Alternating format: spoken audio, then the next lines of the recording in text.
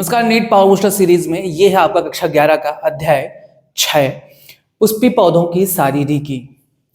उम्मीद करता हूं कि इस वीडियो को देखने से पहले आपने कक्षा 11 के अध्याय 6 पुष्पी पौधों की शारीरिकी अच्छी तरीके से पढ़ लिया है एनसीईआरटी से। तो यहाँ पर आपको एनसीईआरटी के प्रत्येक लाइन से बने हुए ऑब्जेक्टिव क्वेश्चन के माध्यम से क्विक रिवीजन कराया जाएगा। तो यहाँ पर पहला जो क्वेश्चन आता है वो है, पौधों में वृद्धि मुख्यतः सक्रिय कोशिका विभाजन वाले विशिष्ट क्षेत्रों तक ही सीमित होती है, उस क्षेत्र को क्या कहते हैं। तो आपको बताया गया है कि जो कोशिकाएं होती हैं वो दो प्रकार की होती हैं, एक होती है मेरिस्टेम और एक होती है अस्थाई। जो मेरिस्टेम कोशिका होती है उसी में विभाजन की क्षमता होती है, विभाजन की क्षमता इन्हीं में होती है, और जो अस्थाई ऊतक होती हैं उनमें विभाजन नहीं होता। यह आपने पढ़ा है, ठीक है, विभाजन नहीं होता। और आपने पढ़ा है कि मेरिस्टेम भी तीन प्रकार का होता है। एक होता है शीर्षस्थ मेरिस्टेम जो पाया जाता है जड़ तथा तने के शीर्ष पर। एक होता है अंतर्वेशी मेरिस्टेम जो पाया जाता है अस्थाई ऊतकों के बीच में। और एक होता है द्वितीयक या पार्श्वीय विभज्योतक जो कि तने या जड़ के परिपक्व क्षेत्रों में पाए जाते हैं।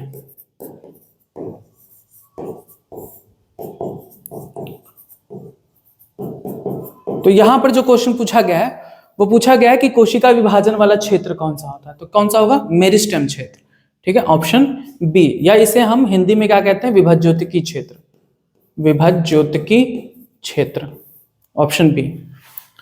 नेक्स्ट, प्राथमिक ऊतक बनाते हैं। तो अभी आपने जो पढ़ा है शीर्षस्थ मेरिस्टेम और अंतर्वेशी मेरिस्टेम, ये प्राथमिक मेरिस्टेम होते हैं, प्राथमिक मेरिस्टेम कहलाते हैं, और ये आपका द्वितीयक मेरिस्टेम है। तो प्राथमिक ऊतक का निर्माण किससे होता है? तो प्राथमिक ऊतक का निर्माण होता है शीर्षस्थ मेरिस्टेम से, क्योंकि सबसे पहले यही आते हैं। तो शीर्षस्थ मेरिस्टेम ही प्राथमिक ऊतक का निर्माण करता है, ऑप्शन सी। अगर यहीं पर क्वेश्चन पूछा जाता है कि प्राथमिक मेरिस्टेम के उदाहरण बताइए, तो प्राथमिक मेरिस्टेम शीर्षस्थ और अंतर्वेशी दोनों लगाते हैं। नेक्स्ट, पत्तियों के बनने तथा तने के लंबाई के समय कुछ कोशिकाएं तने के शीर्षस्थ मेरिस्टेम तने के पीछे छूट जाते हैं, उन्हें क्या कहते हैं? तो आपको बताया गया है, एप्लीकेशन पर पेड बैच में पढ़ाया गया है, अच्छी तरीके से फिगर दिखा के बताया गया है कि जो तने की लंबाई के समय पीछे छूट जाते हैं उन्हें हम कहते हैं कक्षस्थ कलिका, कक्षस्थ कलिका या एक्सिलरी बड। तो इनसे ही किसका निर्माण होता है? पुष्प का या नए शाखा का निर्माण होता है, ठीक है। तो कक्षस्थ कलिका यानी कक्षीय कली इसका आंसर होगा। नेक्स्ट, पौधों में नए शाखा एवं पुष्प किससे बनते हैं? तो अभी बताए हैं किससे बनते हैं, कक्षस्थ कलिका से बनते हैं, ऑप्शन बी। नेक्स्ट, जब मेरिस्टेम अस्थाई ऊतकों के बीच में होता है तब उसे क्या कहते हैं? तो मैंने अभी थोड़ी देर पहले बताया था कि मेरिस्टेम जो अस्थाई ऊतकों के बीच में पाए जाते हैं, जैसे घास में जब शाकाहारी जो जंतु होते हैं जब घास को चर लेते हैं तो ऐसा तो है नहीं कि पूरा पेड़ उखाड़ के खाते हैं, ऊपरी भाग खाते हैं। तो जैसे ये घास है तो इसके ऊपरी भाग को ही खाते हैं, तो जो बचा हुआ भाग है यहीं पर अंतर्वेशी मेरिस्टेम होता है। तो अंतर्वेशी मेरिस्टेम जो भाग शाकाहारी द्वारा खा लिया गया है उसको बनाने के लिए फिर से विभाजन द्वारा ये चीज बना देती है। अंतर्वेशी मेरिस्टेम की ये विशेषता होती है। तो अंतर्वेशी मेरिस्टेम होता है जो अस्थाई ऊतकों के बीच में पाया जाता है, घास वगैरह के जो शाकाहारी द्वारा खाए हुए भाग हैं उसको पुनर्जीवित करता है, ठीक है। तो अस्थाई ऊतकों के बीच में अंतर्वेशी मेरिस्टेम पाया जाता है। नेक्स्ट, घास में शाकाहारियों द्वारा खाए गए भागों को पुनर्जीवित कौन करता है? तो अभी आपने पढ़ा है अंतर्वेशी मेरिस्टेम होता है, इंटरकैलरी मेरिस्टेम जिसे कहते हैं, इंटर कैलरी मेरिस्टेम। नेक्स्ट, प्राथमिक मेरिस्टेम के उदाहरण। अब देखिए, जब प्राथमिक ऊतक कौन बनाता है बात पूछा जाए तो शीर्षस्थ। अब प्राथमिक मेरिस्टेम के उदाहरण, तो प्राथमिक मेरिस्टेम में दोनों आते हैं, शीर्षस्थ भी और अंतर्वेशी भी।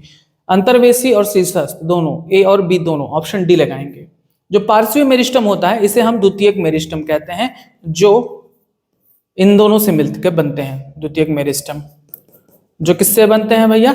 शीर्षस्थ या अंतर्वेशी मेरिस्टम से मिलकर बनते हैं। द्वितीयक मेरिस्टम की बात करें तो ये काष्ठीय क्षेत्र बनाती हैं, काष्ठीय क्षेत्र पौधे का बनाती हैं। इनकी कोशिकाएं कैसी होती हैं? तो इनकी कोशिकाएं सिलेंडराकार होती हैं, सिलेंडराकार होती हैं। और पूछा जाए कि कितने प्रकार की होती है, तो 4 प्रकार की होती हैं। जैसे एक होता है fascicular cambium, fascicular cambium, inter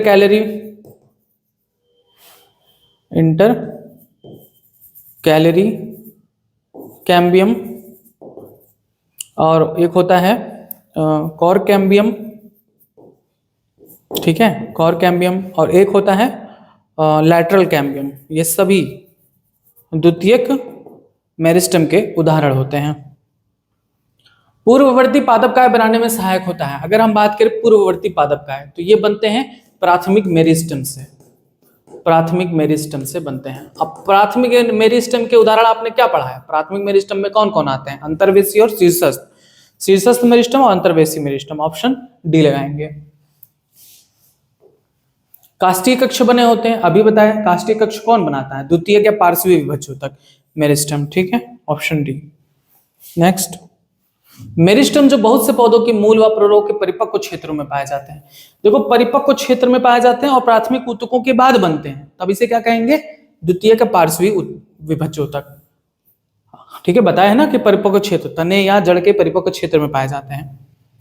next, सिलेंडराकार meristem, अभी बताए थे। सिलेंडराकार की विशेषता किसकी है? द्वितीयक का पार्श्वीय विभज्योतक की। अब देखो यहां पर ये चीज नहीं दिए हैं, सिलेंडराकार मेरिस्टम कौन सा होता है? द्वितीयक या पार्श्वीय। और इसके हमने 4 एग्जांपल आपको बताए थे। 4 में आपको पुलीय कैम्बियम भी बताए थे, यानी फैसिकुलर कैम्बियम, अंतरापुलीय कैम्बियम यानी इंटरफैसिकुलर कैम्बियम, और फिर आपको कॉर कैम्बियम भी बताया गया था। एक चौथा लिख लो, चौथा होता है पार्श्वीय कैम्बियम, पार्श्व कैम्बियम, जिसे इंग्लिश में लैटरल कैम्बियम कहते हैं। ये भी इसी का उदाहरण होता है, लैटरल कैम्बियम। तो यहां पर आप उपरोक्त सभी लगाओगे। ये चारों के चारों द्वितीयक या पार्श्वीय मेरिस्टम के उदाहरण हैं, जो सिलेंडराकार मेरिस्टम होती हैं। प्राथमिक व द्वितीयक दोनों मेरिस्टमों में कोशिका विभाजन के बाद नई नई कोशिकाएं बनती हैं, रचनात्मक और क्रियात्मक रूप से विशिष्ट हो जाती हैं, और विभाजन की क्षमता नहीं होती। तो भैया किसमें विभाजन की क्षमता नहीं होती? अस्थायी ऊतकों में नहीं होती, तो अस्थायी या परिपक्व ऊतक लगा देंगे। नेक्स्ट देखिए, पौधे की प्रारंभिक काय बनने के समय त्वचीय ऊतक, भरल ऊतक और संवहन ऊतक का निर्माण होता है। तो त्वचीय ऊतक यानी डर्मल टिश्यू और ग्राउंड टिश्यू और वैस्कुलर टिश्यू, इन सभी का निर्माण किससे होता है? शीर्षस्थ विभज्योतक से, ऑप्शन बी, ठीक है। नेक्स्ट, सरल ऊतक जिनमें एक ही प्रकार की कोशिकाएं होती हैं। देखो, अगर हम बात करें ऊतकों की, तो ऊतक को 2 प्रकार में बांटा गया है। एक होती हैं सरल ऊतक और एक होती हैं जटिल ऊतक। सरल ऊतक जो होती हैं वो एक ही प्रकार की कोशिका से मिलकर बनी होती हैं, एक ही प्रकार की कोशिका से मिलकर बनी होती हैं। जटिल ऊतक की बात करें तो विभिन्न प्रकार की कोशिका से मिलकर बनी होती हैं, विभिन्न प्रकार की कोशिका से मिलकर बनी होती हैं। सरल ऊतक की बात करें तो इसमें एग्जाम्पल आता है आपका पैरेन्काइमा, पैरेन्काइमा, कोलेनकाइमा और स्क्लेरेन्काइमा। अगर हम बात करें पैरेन्काइमा की, तो पैरेन्काइमा जो कोशिका होती हैं उनकी जो भित्तियां होती हैं वो पतली होती है, भित्ति पतली होती है, सेलुलोज की बनी होती है। इनका कार्य क्या होता है? तो इनका कार्य होता है प्रकाश संश्लेषण, प्रकाश संश्लेषण, और उसके बाद ये स्राव का भी काम करती हैं, ठीक है, और संचय का भी काम करती हैं, पदार्थों को संचित करने का काम करती हैं। कोलेनकाइमा की बात करें तो इनकी भी भित्ति जो होती है वो पतली होती है, लेकिन इनके जो कोने होते हैं वो मोटे होते हैं। क्यों? क्योंकि उनमें सेलुलोज पाया जाता है, हेमी सेलुलोज पाया जाता है, हेमी सेलुलोज होता है और पैक्टिन होता है, इसकी वजह से उनके कोने जो होते हैं वो मोटे होते हैं। कोलेनकाइमा में क्लोरोप्लास्ट पाया जाता है, इस वजह से ये भोजन का निर्माण भी करती हैं, यानी एसिमिलेशन ऑफ फूड, स्वांगीकरण करती हैं। स्क्लेरेन्काइमा की बात करें तो मोस्ट इंपॉर्टेंट, इनकी जो भित्ति होती है वो मोटी होती है, वो लिग्निन युक्त होती है, लिग्निन युक्त होती हैं, ठीक है। और जटिल ऊतक में कौन आता है? तो जटिल ऊतक में आता है जाइलम और फ्लोएम, जाइलम और फ्लोएम आता है। तो सरल ऊतक जिनमें एक ही प्रकार की कोशिकाएं होती हैं वो पैरेन्काइमा, कोलेनकाइमा, स्क्लेरेन्काइमा, उपरोक्त सभी लिखेंगे, सभी के सभी सरल ऊतक हैं। नेक्स्ट, कोशिकाएं जो समव्यासी, गोलाकार, अंडाकार, बहुकोणीय, लंबाकार होती है, पौधों के अंदर मुख्य घटक होती है। तो बात करें अगर हम समव्यासी की, तो समव्यासी की जो कोशिकाएं होती हैं वो पैरेन्काइमा होती हैं, पैरेन्काइमा, ठीक है, पैरेन्काइमा कोशिकाएं समव्यासी होती हैं। और क्या जाना है पैरेन्काइमा के बारे में, कि इनकी कोशिका विधि पतली होती है, सेलुलोज की बनी होती है। इनमें अंतरा कोशिकीय स्थान भी पाया जाता है, अंतरा कोशिकीय स्थान पाया जाता है, ठीक है, उपस्थित होता है। और पैरेन्काइमा की बात करें तो पैरेन्काइमा की जो क्या कहते हैं कोशिकाएं हैं समव्यासी होती हैं, इतना आपने जान ही लिया। और इनका जो कार्य होता है वो है प्रकाश संश्लेषण करना और संचय करना और श्रावण का काम ये करती हैं, ठीक। नेक्स्ट, पैरेन्काइमा के मुख्य कार्य तो अभी बताएं, पैरेन्काइमा का मुख्य कार्य प्रकाश संश्लेषण, संचय, स्राव, उपरोक्त सभी लगाएंगे। कोशिका जिनकी भित्ति पतली होती है लेकिन इनके कोनों पर सेलुलोज, हेमिसेलुलोज, पेक्टिन पाया जाता है, अभी बताए थे। सरल ऊतक 3 प्रकार के होते हैं, पैरेन्काइमा, कोलेनकाइमा, स्क्लेरेन्काइमा। तो कोलेनकाइमा जो होती है, जो दूसरी वाली है, उसमें क्या होता है, कोने मोटे होते हैं सेलुलोज, हेमिसेलुलोज, पेक्टिन की जमाव के कारण। तो क्या लगाएंगे, कोलेनकाइमा, ऑप्शन बी। नेक्स्ट, कोशिकाओं में जब क्लोरोप्लास्ट भी होता है तब वे भोजन का स्वांगीकरण भी कर सकते हैं, एसिमिलेशन भी कर सकते हैं। तो अभी बताए थे क्लोरोप्लास्ट किस में होता है, कोलेनकाइमा में होता है, ऑप्शन बी लगाएंगे। नेक्स्ट, पौधों की वृद्धि हो रहे भागों जैसे शाखा तना तथा पत्ती के वृंत को यांत्रिक सहारा प्रदान करती है, तो ये भी कार्य है कोलेनकाइमा की, ऑप्शन सी। कोशिकाएं जिनकी भित्ति मोटी लिग्निन युक्त होती है, अब देखो मोटी भित्ति और लिग्निन युक्त, तो किसको लगाएंगे, स्क्लेरेन्काइमा। मोस्ट इंपॉर्टेंट पॉइंट है ये, सबसे ज्यादा पूछा जाने वाला क्वेश्चन भी है नीट में स्क्लेरेन्काइमा के बारे में।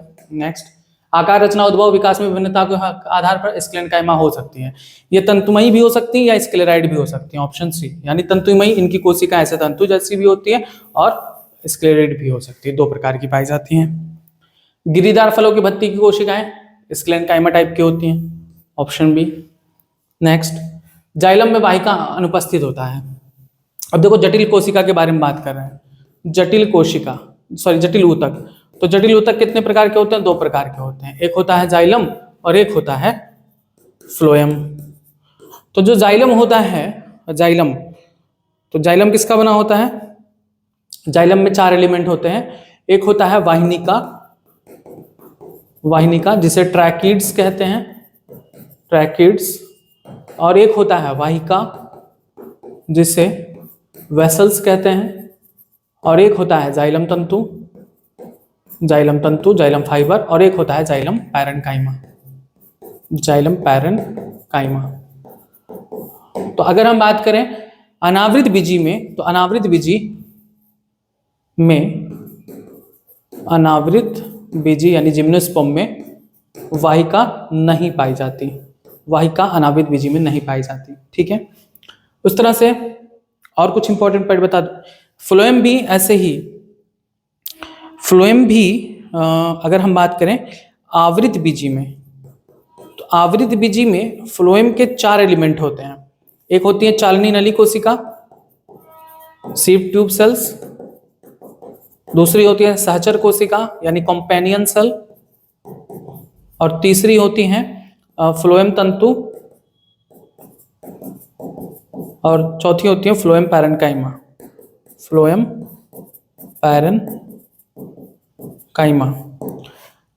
बात करें फ्लोएम की कि जो अनावृत बीजी में पाया जाता है, तो अनावृत बीजी में इन सभी के अलावा 2 ही कोशिका पाई जाती हैं। एक होती है चालनी कोशिका जिसे सीव सेल्स कहते हैं। अब देखो चालनी कोशिका और चालनी नलिका कोशिका अलग है, तो इनमें चालनी कोशिका पाई जाती है और एक पाई जाती है एल्ब्यूमिनी कोशिका, एल्ब्यूमिनी कोशिका, ये अंतर होता है। इसके बाद भी एक अंतर बता दें कि जो फ्लोएम पैरेन्काइमा है वो एक बीजपत्री में नहीं पाया जाता, एक बीजपत्री में नहीं होता, यही सब क्वेश्चंस पूछे जाते हैं। तो बताओ वाहिका अनुपस्थित होती है, वाहिका किस में अनुपस्थित होती है, अनावृत बीजी में, ऑप्शन बी लगा दीजिए। नेक्स्ट, गलत कथन का चयन करिए। वाहिनिका मृत व प्रोटोप्लाज्म विहीन होती है, सही है। अनावृत बीजी में वाहिनिकी वाहिका जल का स्थानांतरण के मुख्य अवयव है, गलत बात है। अनावृत बीजी में नहीं, आवृत बीजी में लिखेंगे। आवृत बीजी में वाहिनिकी और वाहिका जल का सुगम करते हैं, गलत कथन बी है। बाकी बहुत सी वाहिका में बहुत सी कोशिकाएं होती हैं जिन्हें वाहिका अवयव कहते हैं। प्रत्येक की भित्ति लिग्निन युक्त होती है, उसमें बड़ी केंद्रिका गुहा पाई जाती है। ये भी बहुत इंपॉर्टेंट पॉइंट है, इसको भी याद रख लेना वाहिका के बारे में। जाइलम तंतु की भित्ति मोटी होती है, इसमें केंद्रीय गुहिका विलुप्त होती है। नेक्स्ट, जाइलम पैरेन्काइमा कोशिकाएं जीवित होती हैं तथा इनकी भित्ति पतली सेलुलोज की बनी होती है जिसमें संचित होता है। अगर हम जाइलम पैरेन्काइमा की बात करें तो इसमें स्टार्च भी होता है, वसा भी होता है, टैनिन भी होता है। ऑप्शन डी उपरोक्त सभी। जल का त्रिज्य संवहन, त्रिज्य संवहन रेडियल कंडक्शन ऑफ वाटर किसके द्वारा होता है? रे पैरेन्काइमा के द्वारा होता है। ये भी नीट का बहुत सिलेक्टेड क्वेश्चन है, कई बार पूछा गया है। नेक्स्ट, सबसे पहले बनने वाले जाइलम को क्या कहते हैं? अगर हम बात करें सबसे पहले बनने वाले जाइलम को, तो जो पहले बनता है उसे कहते हैं प्रोटोजाइलम, प्रोटोजाइलम, और जो बाद में बनता है उसे कहते हैं मेटाजाइलम। इसी के आधार पर कुछ और चीजें दी गई हैं, जैसे मध्यादि दारू दी गई है। मध्यादि दारू किसे कहते हैं, यानी इंडार्क किसे कहते हैं, और वाह्य आदि दारू किसे कहते हैं? वाह्य आदि दारू को किसे कहते हैं? एक्सॉर्ग किसे कहते हैं? तो ये इनका क्या कहते हैं, व्यवस्था का स्थिति होता है। जैसे अगर केंद्र में प्रोटोजाइलम है, प्रोटोजाइलम, तो इसे कहते हैं मध्यादि दारू। इसके परिधि पर होता है मेटाजाइलम। याद है वो वाला फिगर जो ऐसे गोल बना के दिखाए थे, बीच में केंद्र की तरफ होता है प्रोटो और फिर लास्ट में होता है मेटा, ये वाला फिगर। यहाँ पर केंद्र में प्रोटो होता है, परिधि पर मेटा होता है, तो इसे कहते हैं इंडार्क। और ये विशेषता किसकी है? तने की, तने में पाया जाता है। वाह्य आदि दारू की बात करें तो इसके जो केंद्र में होती है उसी का उल्टा, केंद्र में मेटा होता है, यानी अगर हम बीच में देखें तो बड़े गोले होते हैं और साइड में छोटे, तो छोटे वाले जो होते हैं परिधि पर होते हैं। परिधि पर क्या होते हैं? प्रोटोजाइलम। ठीक है, तो देखो क्या कह रहे हैं, सबसे पहले बनने वाले जाइलम को क्या कहेंगे? प्रोटोजाइलम। ऑप्शन बी लगा दीजिए। नेक्स्ट, मध्यादि दारू व्यवस्था पाई जाती है, अभी बताए हैं कि मध्यादि दारू किसमें पाई जाती है? तने में। Option A. नेक्स्ट, वाह्य आदि दारू व्यवस्था किसमें पाई जाती है? जड़ में पाई जाती है। नेक्स्ट, प्रोटोजाइलम केंद्र की ओर हो और मेटाजाइलम परिधि की ओर हो तब ये कौन सी व्यवस्था कहलाएगी? मध्यादि दारू। Option A. ठीक है। नेक्स्ट, प्रोटोजाइलम परिधि की ओर हो, मेटाजाइलम केंद्र की तरफ हो तब ये क्या कहलाएगी? वाह्य आदि दारू। नेक्स्ट, अनावृत बीजी में नहीं पाए जाते हैं, तो अनावृत बीजी की मैंने आपको पहले ही बताया था, इसमें दो ही कोशिका पाई जाती है। एक होती है चालनी कोशिका यानी सीव सेल्स, और एक होती है एल्ब्यूमिनी कोशिका। एल्ब्यूमिनी कोशिका पूछ रहे हैं कि नहीं पाई जाती है, तो क्या नहीं पाई जाती है? तो भैया चालनी नलिका कोशिका भी नहीं पाई जाती, सहचर कोशिका भी नहीं पाई जाती, यानी ऑप्शन डी लगाएंगे, बी और सी। अंतःभित्ति चालनी की तरह छिद्रित होती है और चालनी प्लेट बनाती है। ये विशेषता किसकी है? चालनी नलिका कोशिका की। इसके नाम से ही क्लियर है, अगर आपको याद होगा तो बताए थे कि ऐसे चालनी नलिका कोशिकाएं होती हैं जिनमें बहुत सारे सीव प्लेट्स होते हैं, छिद्र होती हैं, पूरे कोशिका में छिद्र होती हैं। इनमें केंद्रक भी नहीं पाया जाता, इसमें केंद्रक नहीं पाया जाता। इसी से जुड़ी होती हैं सहचर कोशिका। सहचर कोशिका में भैया सहचर कोशिका में केंद्रक पाया जाता है, और इनके कार्यों का नियंत्रण, यानी ये जो है ये कौन सी है? चालनी नलिका कोशिका। चालनी नलिका कोशिका का जो कार्य है उसका नियंत्रण कौन करता है? सहचर कोशिका का केंद्रक करता है। फिर इन्हीं से सटी होती हैं एक और कोशिका, जिन्हें क्या कहते हैं? इन्हें कहते हैं जाइलम पैरेन्काइमा। Xylem parenchyma. तो जाइलम पैरेन्काइमा जो होती हैं, जाइलम पैरेन्काइमा जो होती हैं, जाइलम के बारे में ध्यान नहीं रहेगा, सॉरी फ्लोएम होगा, ये तो कह रहे हैं फ्लोएम पैरेन्काइमा। फ्लोएम पैरेन्काइमा जो होती हैं वो स्टार्च, वसा, इन सभी का संचय करती हैं। इन्हीं से जुड़ी होती है एक और कोशिका जिसे फ्लोएम तंतु कहते हैं। फ्लोएम तंतु कहते हैं, जिनके किनारे नुकीले होते हैं। नेक्स्ट क्वेश्चन देखें, केंद्रक अनुपस्थिति के साथ साथ परिधीय कोशिका द्रव बड़ी रसधानी। तो केंद्रक किसमें नहीं पाया जाता? बताइए। चालनी नलिका कोशिका में नहीं पाया जाता। लगा दीजिए परिपक्व चालनी तत्वों में। ये भी क्वेश्चन नीट का बहुत फेवरेट है, 1000 बार पूछा गया है कि परिधीय कोशिका द्रव बड़ी रसधानी केंद्रक अनुपस्थित होता है।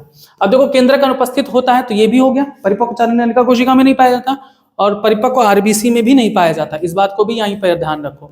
परिपक्व आरबीसी तो हो सकता है दोनों को साथ में दे दें, तो दोनों को लगा दीजिएगा। परिपक्व आरबीसी, मनुष्य के परिपक्व आरबीसी में भी केंद्रक नहीं पाया जाता। चालनी नलिका के कार्य को कौन नियंत्रित करता है? अभी बताए थे। चालनी नलिका कोशिका किससे कौन जुड़ा होता है? चालनी नलिका कोशिका से जुड़ा होता है सहचर कोशिका, और सहचर कोशिका का जो केंद्रक होता है वो इसके कार्य को नियंत्रित करता है। तो सहचर कोशिका का केंद्रक, ऑप्शन बी। नेक्स्ट, गलत कथन का चयन करिए। सहचर कोशिका विशिष्ट पैरेन्काइमा कोशिकाएं होती हैं जो चालनी नली के तत्वों से सटी होती हैं। बिल्कुल सही बात, अभी बताए थे।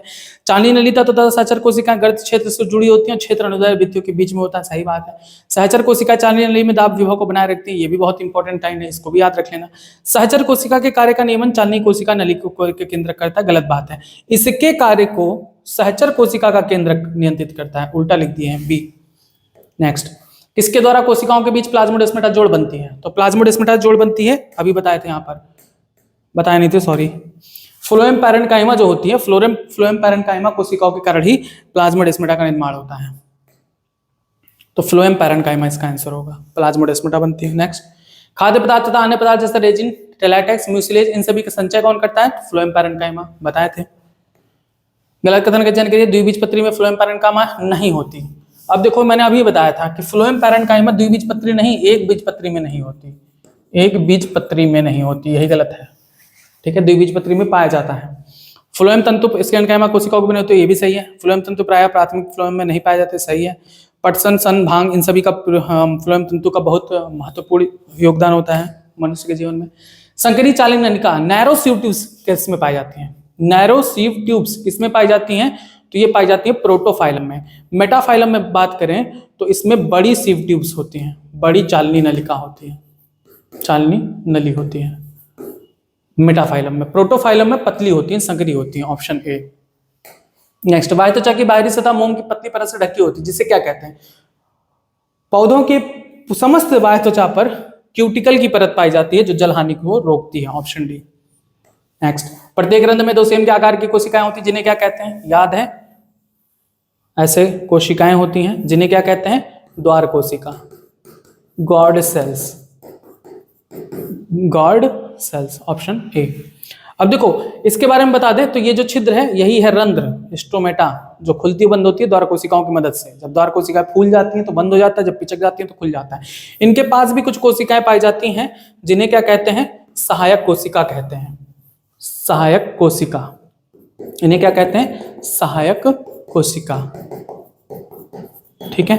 रंध्र तंत्र, स्टोमेटल अपर्चर या स्टोमेटल सिस्टम, रंध्र तंत्र कौन मिलकर बनाता है? तो द्वार कोशिका, रंध्र और सहायक कोशिका, ये तीनों मिलकर स्टोमेटा या रंध्र तंत्र बनाती हैं।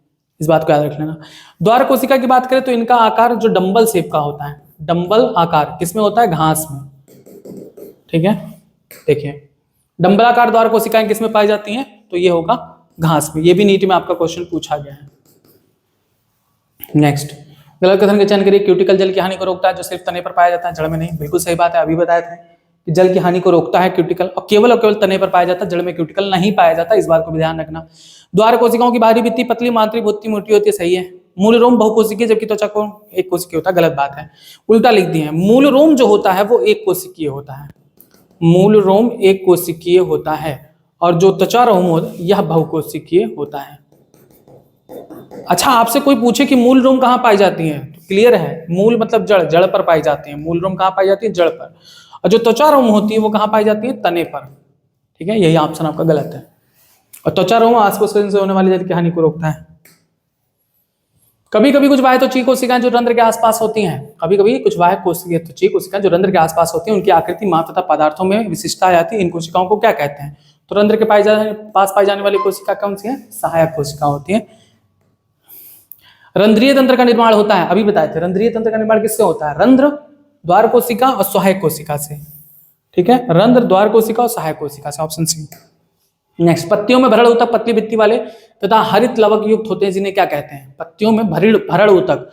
देखो, अब ऊतक की बात करें तो ऊतक आपके 3 प्रकार के होते हैं। एक मतलब व्यवस्था के आधार पर अगर हम बात करें ऊतकों को, तो एक होता है बाह्य त्वचीय ऊतक, बाह्य त्वचीय ऊतक जो बाह्य त्वचा का निर्माण करती हैं। दूसरा होता है संवहन ऊतक, संवहन ऊतक जिसमें आपको पता है कौन आता है? जाइलम और फ्लोएम, जाइलम फ्लोएम। इन सभी को छोड़कर, यानी बाह्य त्वचीय ऊतक, जाइलम फ्लोएम को छोड़कर बाकी जितने भी ऊतक हैं सब के सब किस में आते हैं? भरड़ ऊतक में आते हैं, ग्राउंड टिश्यू सिस्टम में आते हैं। जो पत्तियां हैं, पत्तियों में भरण ऊतक को पर्णमध्योतक कहते हैं, मीजोफिल सेल्स, पर्णमध्योतक कहते हैं, पर्णमध्योतक, ऑप्शन सी, मीजोफिल सेल्स कहते हैं। नेक्स्ट, गलत कथन का चयन करो। वाह्य त्वचा तथा संवहन मंडल के अतिरिक्त सभी ऊतक भरण ऊतक बनाते हैं, सही है। एक बीज पत्री में जाइलम फ्लोएम के बीच कैम्बियम होता है, गलत बात है। एक बीज पत्री में कैम्बियम नहीं पाया जाता, इसलिए इनमें क्या कहते हैं, सेकेंडरी ग्रोथ नहीं होता, द्वितीयक वृद्धि। जाइलम और फ्लोएम एक ही त्रिज्या में होते हैं, तो जाइलम और फ्लोएम जब एक ही त्रिज्या में हो तब इसे कहते हैं संयुक्त, संयुक्त, कंजॉइंट कहते हैं, कंजॉइंट, यानी जब जाइलम और फ्लोएम ऐसे एक ही त्रिज्या में हो। याद आया कुछ, इधर जाइलम और इसके बाद फ्लोएम, तो इसे संयुक्त कहते हैं, और ये पाया जाता है तने और पत्ती में, ऑप्शन डी। इसी के बाद अगर हम बात करें अरीय की, तो अरीय में भिन्न त्रिज्या पर होती हैं, भिन्न त्रिज्या पर होती हैं, जैसे जड़ में। इसमें क्या होता है कि जैसे एक यहाँ पर फ्लोएम है तो यहाँ पर जाइलम होगा, फिर यहाँ फ्लोएम है तो फिर जाइलम होगा, फिर फ्लोएम है फिर जाइलम होगा, फिर फ्लोएम है फिर जाइलम होगा, यानी ये अल्टरनेट फॉर्म में होते हैं, एक के बाद एक, भिन्न त्रिज्या पर। मूल तना व पत्ती में ऊतकों की संरचना का भलीभांति अध्ययन करने के लिए पौधे के किन भागों का अध्ययन कर सकते हैं, तो अनुप्रस्थ काट का अध्ययन किया जाता है, कई बार आपने बुक वगैरह में देखा होगा। नेक्स्ट क्वेश्चन देखते हैं, वल्कट की सबसे भीतरी परत होती है। अगर आपने तने और जड़ की स्ट्रक्चर को देखा है तो आपने देखा होगा कि वाय परत के बाद क्या आती है, वल्कुट क्षेत्र आती है। अब वल्कुट की सबसे आंतरिक जो परत होती है वो कौन सी होती है, वो अंतस्त्वचा होती है। उसके बाद आता है परिरंभ, और उसके बाद फिर फ्लोएम, जाइलम, ये सब आते हैं। तो अंतस्त्वचा इसकी सबसे भीतरी परत होती है। नेक्स्ट, नालाकार कोशिकाएं पाई जाती हैं, बैरल शेप्ड सेल्स पाई जाती हैं अंतस्त्वचा में ही। इसी वजह से जो अंतस्त्वचा की कोशिकाएं होती हैं उनके बीच क्या अंतराकोशिकीय स्थान नहीं होता, बैरल शेप्ड होती हैं, ठीक है। नेक्स्ट, जल अपारगम में मोमी परत सुबेरिन होता है। अगर हम बात करें जल अपारगम में मोमी परत सुबेरिन, जिसे हम कैस्पेरियन पट्टी भी कहते हैं, कैस्पेरियन पट्टी, तो ये भी किसकी विशेषता है, अंतस्त्वचा कोशिकाओं की विशेषता है, इन्हीं पर पाई जाती है, ऑप्शन बी। नेक्स्ट, किन कोशिकाओं में द्वितीयक वृद्धि के दौरान संवहन कैम्बियम तथा पार्श्वीय मूल विकसित होता है, तो किन कोशिकाओं में द्वितीयक वृद्धि के दौरान संवहन कैम्बियम और पार्श्वीय मूल विकसित होता है, तो इसका भी आंसर होगा आपका अंतस्त्वचा, यानी ऑप्शन ए। नेक्स्ट, पैरेन्काइमा कोशिकाएं जो जाइलम और फ्लोएम के बीच में होती हैं, पैरेन्काइमा कोशिका जो जाइलम और फ्लोएम के बीच में पाई जाती हैं, उन्हें क्या कहते हैं, उन्हें कहते हैं कंजक्टिव ऊतक, conjunctive tissue, option A. Next, रंभ बना होता है, रंभ किसका बना होता है, रंभ किसे कहते हैं, स्टील को कहते हैं। तो अंतस्त्वचा के बाद जो भी अंदर क्षेत्र में पाई जाती हैं कोशिकाएं, जैसे परिरंभ पाया जाता है, जाइलम फ्लोएम पाया जाता है, संवहन ऊतक और पित्त पाया जाता है, ये सभी रंभ स्टील कहलाती हैं, यानी परिरंभ, संवहन ऊतक, पित्त, उपरोक्त सभी लगाएंगे। बहुआदिदारुक पाया जाता है। बहुआदिदारुक का मतलब होता है कि 6 से अधिक संवहन बंडल पाए जाएं, 6 से अधिक संवहन बंडल। तो 6 से अधिक संवहन बंडल किसमें पाया जाता है, तो ये विशेषता है एक बीजपत्री तने की, ऑप्शन बी। नेक्स्ट, गलत कथन का चयन करिए। द्विबीजपत्री मूल में जाइलम और फ्लोएम के बीच एक कैम्बियम छल्ला होता है। द्विबीजपत्री मूल में जाइलम फ्लोएम के बीच कैम्बियम पाया जाता है, सही बात है। एक बीजपत्री में कैम्बियम नहीं होता, इसलिए द्वितीयक वृद्धि नहीं होती, बता चुके हैं, सही है। एक बीजपत्री तने के बाह्य त्वचा पर बहुकोशिकीय त्वचारोम व कुछ रंध्र पाए जाते हैं, गलत बात है। अगर हम बात करें त्वचारोम की, तो एक बीजपत्री में त्वचारोम नहीं पाए जाते, एक बीजपत्री में त्वचारोम नहीं पाया जाता, ये द्विबीजपत्री का लक्षण होता है, ऑप्शन सी ही गलत आंसर है। नेक्स्ट, वाह्य त्वचा व परिरंभ के बीच कोशिकाओं की बहुत सी परतें होती है, जिसे क्या कहते हैं, वाह्य त्वचा और परिरंभ के बीच वह कोशिकाओं की बहुत सी परतें होती है, जिन्हें हम क्या कहते हैं, वल्कुट कहते हैं, इससे पहले ही बताया था। स्टार्च आच्छद कहते हैं, स्टार्च आच्छद अंतस्त्वचा को कहते हैं, ऑप्शन बी। नेक्स्ट, अंतस्त्वचा के भीतरी भाग में और फ्लोएम के ऊपर, अंतस्त्वचा के भीतरी भाग में और फ्लोएम के ऊपर स्क्लेरेनकाइमा की कोशिकाएं अर्धचंद्राकार समूह में होती हैं, इसे क्या कहते हैं, परिरंभ कहते हैं, ऑप्शन बी। नेक्स्ट, संवहन मंडलों के बीच अरीय रूप से विन्यस्त पैरेन्काइमा कोशिकाओं की कुछ सतहें होती हैं, जो क्या कहलाती हैं, तो संवहन मंडलों के बीच जाइलम और फ्लोएम के बीच पाई जाती है मज्जा किरण, ऑप्शन बी। नेक्स्ट, गलत कथन का चयन करिए। द्विबीजपत्री तना में संवहन मंडल संयुक्त, मध्याधारी तथा खुले होते हैं। सही है। एक बीजपत्री तने में संवहन मंडल संयुक्त तो खुले नहीं होते, बंद प्रकार के होते हैं। ऑप्शन बी गलत है। बाकी द्विबीजपत्री तने में पित्त केंद्र में होता है, जिसमें गोलाकार पैरेन्काइमा कोशिकाएं होती हैं और इन कोशिकाओं के बीच अंतराकोशिकीय स्थान होता है। सही है। एक बीजपत्री तने में परिधीय संवहन मंडल छोटे केंद्र में होते हैं। गलत कथन का चयन करिए। द्विबीजपत्री में अंधस्थ त्वचा कोलेनकाइमा कोशिकाओं की बनी होती है। सही बात है। एक बीजपत्री में अधस्थ त्वचा स्क्लेरेनकाइमा कोशिकाओं की बनी होती है। सही है। एक बीजपत्री में फ्लोएम पैरेन्काइमा नहीं होती है और इसमें जल रखने वाली गुहिकाएं होती हैं। ये भी सही है। एक बीजपत्री तने में वलकुट की कई सतहें होती हैं, इसमें बहुत से बिखरे हुए संवहन मंडल होते हैं। इसके संवहन मंडल के चारों ओर स्टार्च बंडल आच्छादित नहीं स्टार्च नहीं होता, ये होता है स्क्लेरेनकाइमेटस, स्क्लेरेनकाइमेटस बंडल आच्छादित होता है। ठीक है। ऑप्शन डी गलत है। नेक्स्ट, निचली बाह्य त्वचा पर ऊपरी बाह्य त्वचा की अपेक्षा अधिक रंध्र होते हैं। निचली बाह्य त्वचा, तो ये पाया जाएगा द्विबीजपत्री पत्ती की विशेषता होती है। और आपको पता है कि द्विबीजपत्री पत्ती में कैसा पत्ती होता है, ये पृष्ठाधार पत्ती होता है। ठीक है। क्या कहते हैं इसको, आइसोबाइलेटरल, तो इसको कहते हैं समद्विपार्श्व को आइसोबाइलेटरल। उसका इंग्लिश मुझे याद नहीं आ रहा है, देख लीजिएगा आप लोग, ए और सी होगा। नेक्स्ट, पर्ण मध्योतक बने होते हैं। पर्ण मध्योतक किससे बने होते हैं? पैरेन्काइमा कोशिकाओं से मिलकर बने होते हैं। ए, अब देखो इसमें भी दो प्रकार की आती हैं। एक आती है पैलिसेड जिसे हम खम्भ ऊतक कहते हैं, और एक होते हैं स्पंजी, जिसे क्या कहते हैं? स्पंजी ही कहते हैं। इसकी बात करें पैलिसेड की, तो ये लंबा होता है और समानांतर होता है, एक दूसरे के समानांतर स्थित होते हैं, स्पंजी जो होती है इनमें वायु गुहिकाएं पाई जाती हैं, एयर कैविटीज पाई जाती हैं। नेक्स्ट, लंबवत और समानांतर पैरेन्काइमा जो ऊपरी बाह्य त्वचा के नीचे होते हैं क्या कहलाती हैं? खम्भ पैरेन्काइमा। ठीक है। नेक्स्ट देखो, वायु गुहिकाएं पाई जाती हैं। वायु गुहिका किसमें पाई जाती हैं? स्पंजी पैरेन्काइमा में। ऑप्शन सब पत्तियों में पाया जाता है। पत्तियों में संवहन मंडलों को देखा जा सकता है। कहाँ देखा जा सकता है? तो सिरा और मध्य सिरा दोनों में देखा जा सकता है, ए और बी। नेक्स्ट, संवहन मंडलों का माप किस पर आधारित होता है? सिराओं के माप पर आधारित होता है। नेक्स्ट है, प्रत्येक संवहन मंडल के चारों ओर मोटी भित्ति वाली कोशिकाओं की परत होती है जो सघन होती है, इसे क्या कहते हैं? तो इसे कहते हैं बंडल आच्छद। ठीक है। नेक्स्ट, ऊपरी व निचली दोनों बाह्य त्वचा पर एक समान क्यूटिकल की परत व समान मात्रा में रंध्र होती है। ऊपरी और निचली दोनों बाह्य त्वचा पर अगर एक समान क्यूटिकल की परत और समान मात्रा में रंध्र होती है तो ये होगी समद्विपार्श्व पत्ती, एक बीजपत्री की विशेषता होती है। घास में ऊपरी बाह्य त्वचा की कोशिकाएं लंबी खाली तरंगीन होती है, जिन्हें क्या कहते हैं? तो इन्हें बुलिफॉर्म सेल्स कहते हैं, घास में पाई जाती हैं। ये भी बहुत इंपॉर्टेंट है, नीट में कई बार पूछा गया है। नेक्स्ट, एक बीजपत्री पत्ती वाष्पोत्सर्जन अधिक होने पर क्या करती हैं? तो ये मुड़ जाती हैं, अपने तने से मुड़ जाती है। जैसे गन्ने में देख लो, मक्के में देख लो, तो ये पत्तियां क्या होती है? तने से मुड़ जाती हैं। बस ये था आखिरी क्वेश्चन। उम्मीद है कि आपको ये टॉपिक समझ में आया है। अगर आपको वीडियो पसंद आया तो आप लाइक जरूर करिए, सब्सक्राइब करिए चैनल को, और अपने दोस्तों को भी शेयर जरूर करिएगा। इसके बाद आपका जो भी टॉपिक होगा, जो भी चैप्टर होगा, उसका नेक्स्ट पार्ट में बताया जाएगा। धन्यवाद।